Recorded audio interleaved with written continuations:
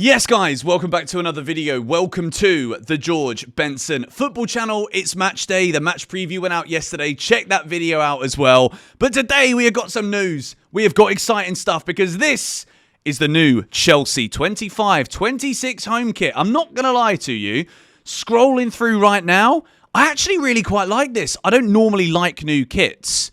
But today, this is the first time I've been like, first impressions is good. Normally they grow on me as the season goes on, but the prices, they're astronomical. I'm not going to lie to you. £125 for a shirt is absolutely mental, but I do have a discount code for you. If you still want to buy it, if you do want to get it, GBFC10 gets you 10% off your order. So I know a lot of people don't buy the kits anymore because of the prices, but if you are still going to get it, then I've got a 10% off code for you. So you save a bit of money, and it does help me out as well. I'll be transparent and honest with you guys, but I like this. I think this is a decent kit, and I usually grow with how much I like them as the season goes on, as I've already said. But today, we have got Chelsea news to go into. It's match day, so if you haven't already seen it, the Manchester United Premier League preview went out yesterday in the second video of the day.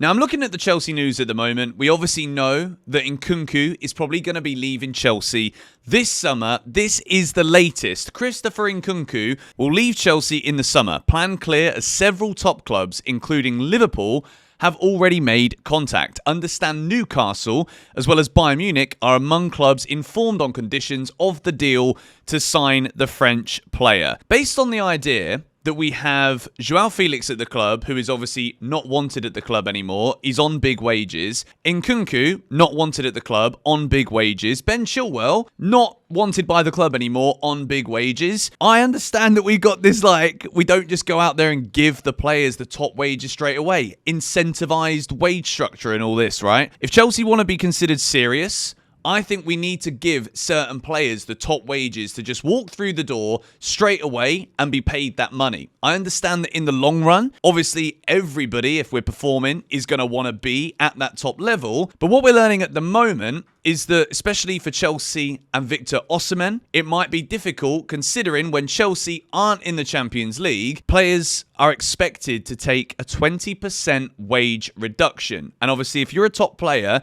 who thinks that your individual value is X, you don't want it to be necessarily that if the rest of the team lets you bloody down, you've got to suffer as well. And I will get why a lot of top players wouldn't want to be a part of that. This wage incentivized structure thing at Chelsea, it works, but it also massively inhibits you getting the top players, which inhibits you from getting into the top competitions. So it really does beg the question, is this a good thing? Well, financially, in terms of profit, sustainability, FFP, all of that malarkey, yes, it is a good thing. But at the same time, we can't ignore the problem that's in front of our face. And if Chelsea are going to get rid of Nkunku, to be honest, I do see a world where if he went to a Liverpool or a Newcastle, I think he'd be very good. Not entirely sure how he would fit in at Newcastle, but at Liverpool, Man United, I think he'd be brilliant in an Amorim system, for example, but they're focused now on Matheus Cunha. But when I look at it this summer, right, Chelsea, by the looks of things, it's pretty obvious. We're going to be getting rid of at least 3 of the top wage earners at the club. And if you want to be serious, Enzo Maresca has said it himself. He wants a striker 100% this summer to come through the door. And the top ones are the ones that guarantee you the goals, are the ones that guarantee you extra points at the end of the season to keep making more money as a football club. So I know I keep repeating this like a broken record, but Arsenal, they're talking about Victor Gyökeres. Liverpool just won the Premier League, Florian Wirtz. Man City, Florian Wirtz. These are needle-moving players.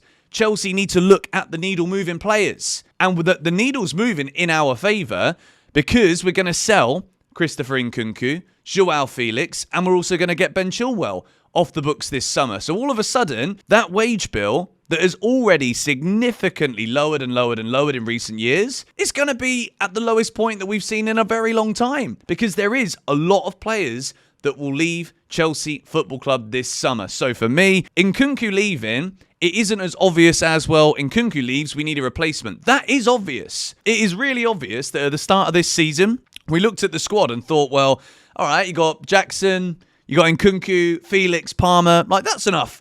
attacking players, and we're here at the end of the season. Listen to this is mad.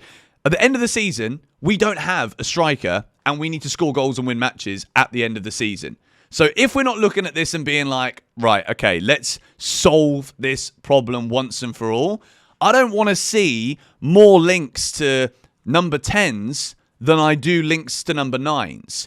We've heard Liam Delap, Hugo Ekitike. It's like broken record, Benjamin Sesko. But surely we should just use the fact that all of these players, Felix, Nkunku, Chilwell, hundreds of thousands off of the wages. Give Osimhen his 250 grand a week. Look at the season he's had, man. I know that some of you are tired of me saying this on repeat, but the more I look at the players that are going to leave, the more that we look at the finances behind it, I don't necessarily think Chelsea's earners, right, the Caicedos, the Palmers, the players that think maybe they should be on more, but they've agreed to be part of this incentivized structure, I don't think these players would look at someone like Osimhen coming in, getting 200k plus per week and be like, don't like that. Nah. They're going to look at it and be like, right, okay, that's an elite striker that's going to convert the chances I put on his plate to guarantee us Champions League football so that my wages keep going up. Surely. I mean, like, I don't know. Maybe that's just the way that my brain works. To me, it seems simple, clear as day. But I think Chelsea now, let's just take this flipping money for all of these players that are being paid too much and were the wrong signings and just get the right one. Don't go out there and buy another young, unproven striker that needs time to develop. Because if that goes wrong, what do we do then? In a year's time, we're like, okay, Seshko doesn't suit the Premier League. See you later, mate. Osimhen, he's physical. He's got that box presence, can score headed goals. We cross the ball every 5 seconds. It's a match made in heaven, for goodness sake. We move into the next story. Dean Howson, he's about to sign for Real Madrid. Howson wants his future sorted out before Tuesday. That's when Bournemouth play Manchester City.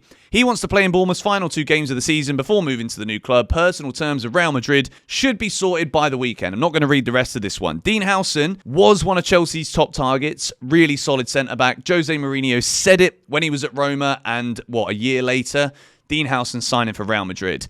At the same time, I think Chelsea should look at this as an opportunity. If we're not going to sign Howson, who was definitely the best in class when it came to like the 19, 20-year-old defenders, use the fact that Josh Achampong has signed that new deal, have him as the inexperienced defender next season, and instead of going from a Dean Howson to another unproven player, Howson was the best available 19, 20-year-old on the market. Don't just go and get the second best one. Look at that. Promote Achampong into a more prominent role next season, because I think he's a class defender. And then we should be looking now at a more experienced centre-back. Maybe a Mark Gurhey. Maybe it is the return of Tony Rudiger now that Howson is literally going to play in the position that Rudiger will probably be looking to operate in. Like, is that a Howson comes in and replaces Rudiger, plays with Rudiger? They've got Eder Militao, they've got Asensio, they've got loads of players, Real Madrid. So maybe now this Rudiger story actually does come into fruition a bit more. Jared Branthwaite is another defender that I have heard a lot of talks about. As much as he's not like near 30 years old experience, he is a lot more experienced than a Dean Howson.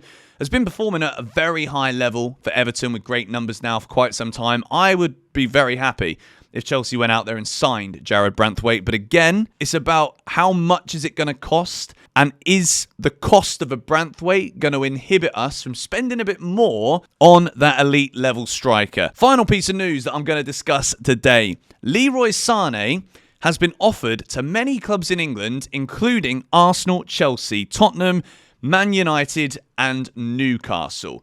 Leroy Sane is actually having a really good season with Bayern Munich, and his contract expires this summer. Leroy Sane, for me, I don't know how more people haven't spoken about him. I think he's an explosive player. We saw at Man City. He's a player that can score goals on his day. Yes, he's a bit older. He's 29 years old now, which it feels like he's been around forever. But at the same time, I thought he was still like 25, 26. That's me being oblivious. I think Sane should be considered as an option. I don't necessarily think he's on the same level as like a Nico Williams or whatever. But would I rather spend 70 million on Jamie Gittins or get Leroy Sane at Chelsea?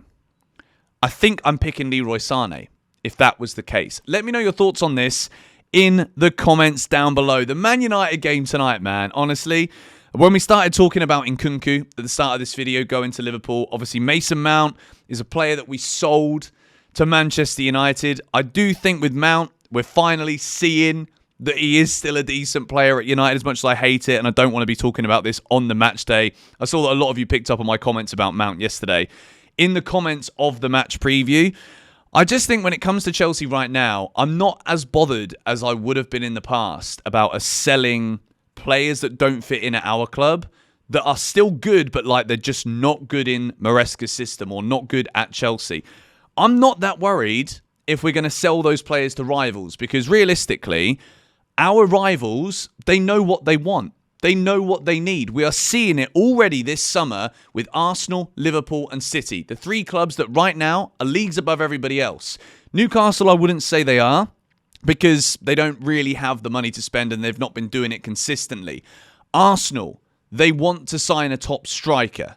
Victor Gyökeres is an elite striker. They want him. They're probably going to get him. Liverpool and Man City, they want Florian Wirtz. You see how both of these clubs, all of those clubs, are looking at the issues and buying the best in class. If Chelsea want to keep up with that, which this season we've nearly done it and we're almost there, it's now like a shootout as to whether we will or not. But if we want to make our chances of keeping up with these guys as much as possible, as close as possible, as easy as possible, we need to buy the best in class. There isn't time in a competitive Premier League where Aston Villa will improve. Newcastle will improve. Man United and Spurs, they can't get any worse. They will improve.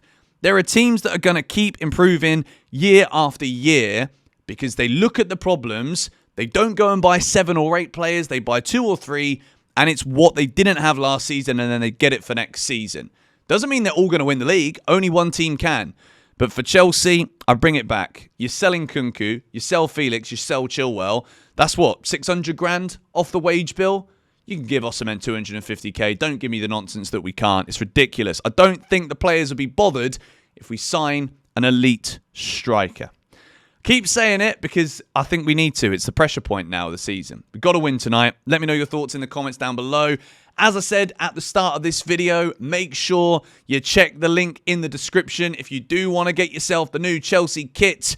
The launch was this morning, and I've obviously hooked you guys up with the GBFC 10 discount code. Thank you guys for watching. I will see you in the watch along tonight. Come on, you Blues.